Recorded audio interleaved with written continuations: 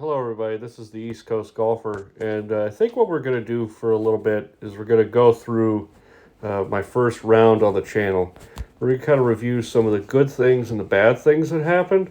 This is not like a me pity party or anything. This is just we're going to be constructive with our criticisms. We're going to talk about some things that I saw that we need to improve, and we're also going to talk about some things that I did good because even with the score of 75, I do think I did a couple really good things. So yeah, we're gonna watch those. Okay, so the first thing I noticed is how my body's aimed at the target. My body is way too far to the right, and it's consistently too far to the right. So on this shot, my body's aimed at the right bunker. I mean, that flag is over on the far left side of the green. Same thing with this shot. Same thing with this shot, too far right. And same with this shot as I'm gonna step in here. And these created a lot of different results. One of the end results of it was a ball that just started left and kept going left, and I would actually match it up a couple times, and the ball would go way right. So we've got a little bit of an alignment issue that I'm gonna have to work on. Okay, so one of the good things I noticed was my speed control was very good with the putter. As you'll see here, 33 feet, got it to a foot. When I practice my putting, I usually practice speed control more than anything else. I'll do a little bit of work with my line, but it may be 5 putts and the rest of it's speed control. Here on hole 9, I counted off as like a 60-foot putt with the same kind of deal. Just really good lag putts, making these shots that are actually really difficult become easy tap-ins for par, which was really nice. So the next thing I noticed had to do with me trying to fade the ball. If you look at these next couple clips, you can see that I don't really make an honest effort at trying to hit a fade. I get to the top of my backswing. I'm aimed to the right of my target, which is what I want. The club face is open. However, I still try and come from the inside. So what ends up happening is I either push it, and on hole 11 I pushed it actually into the water, and on hole 12 I pushed it to here, or I end up doing what I do on this next shot, where I'm aimed to the right, it's open, but I close my hands down really fast. So being able to hit a fade is what we need to learn how to do. Just in case I need it. I understand that my shot shape's a draw, and for the most part, a draw is what I need to hit because that's what's comfortable. However, especially at Eastern Shore Yacht and Country Club, you need to know how to do it. Bear in mind, it's not going to look great, it's not going to be great, but you need to have like a serviceable shot that goes the other way.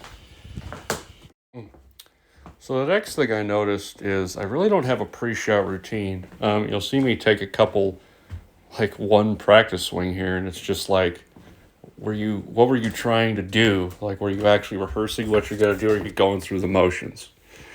And then I'm hovering over this ball, and I'm waiting, and I'm waiting, and we're waiting, and we're waiting, and we're still, and we're waiting, and we're waiting, and there you go. I mean, 15 seconds. The last thing I noticed is that my chipping is horrible. Really, my 25 to 75 yard shots I need to work on.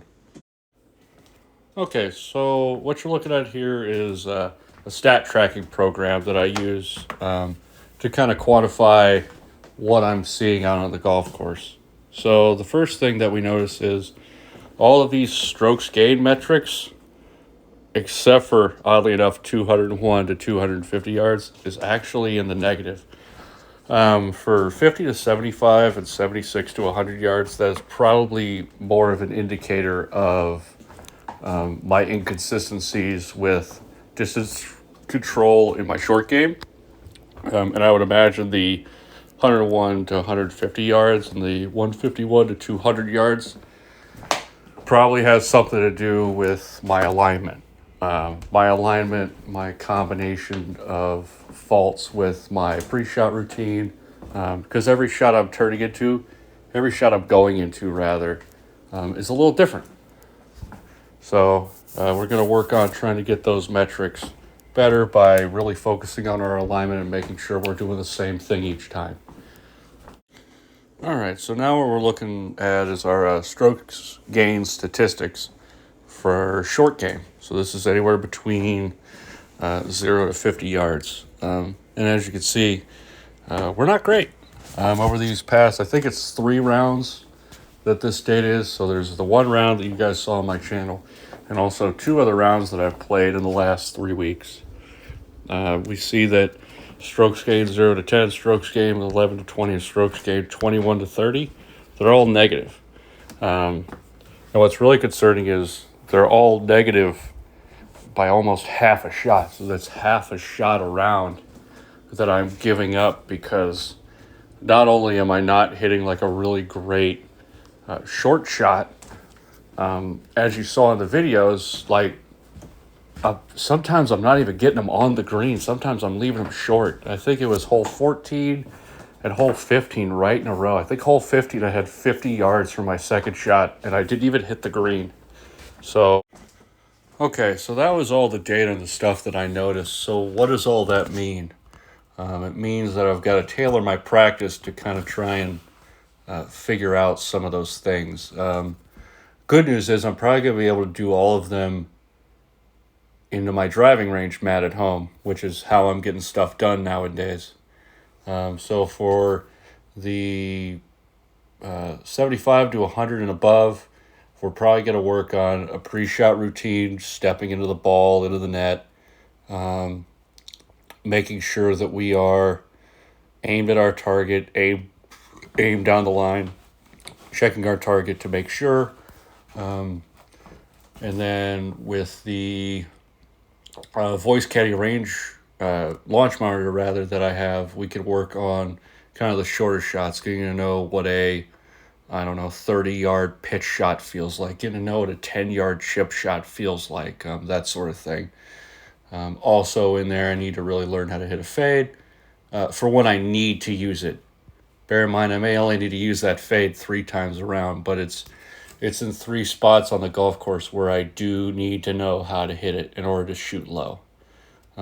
So yeah, if you guys enjoyed this review of that round of golf, please consider subscribing to the channel. I think this is something I'm going to do after every round and just kind of talk about a few things.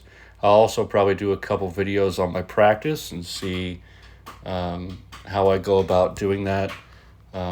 Because unlike a lot of other channels, we're trying to do this as a person who doesn't have too much time to be doing this.